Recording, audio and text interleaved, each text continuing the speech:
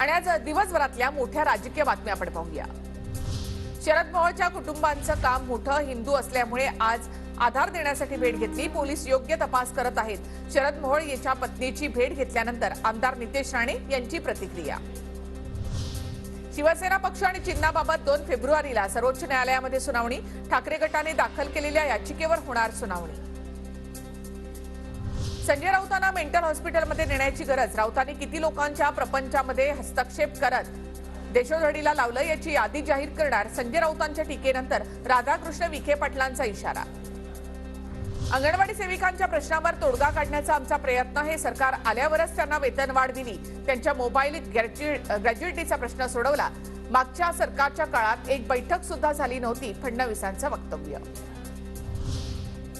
8 महिला पोलिसांचं वरिष्ठ पोलीस अधिकाऱ्यांवर बलात्काराचे आरोप करणारं पत्र, त्याच्यावरच्या सह्या बनावट। मुंबई पोलीस दलातील वरिष्ठ अधिकाऱ्यांची माहिती, तर चौकशी करून गुन्हा दाखल करणार।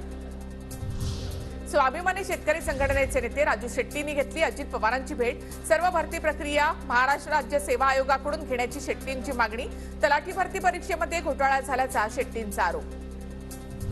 पंतप्रधान मोदींच्या दौऱ्याच्या तयारीचा आढावा घेण्यासाठी मुख्यमंत्री शिंदेंचा नाशिक दौरा। युवा महोत्सवाच्या निमित्तानं तयारीचा संपूर्ण आढावा घेतला।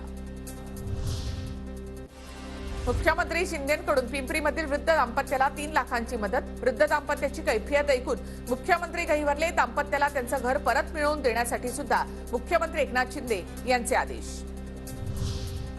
बिल्किस बानो प्रकरणामधल्या आरोपींना सर्वोच्च न्यायालयाचा झटका। सर्वोच्च न्यायालयानं सर्व आरोपींची सुटका रद्द केली। सर्वोच्च न्यायालयानं बिल्किस बानो यांच्या सर्व याचिका स्वीकारल्या।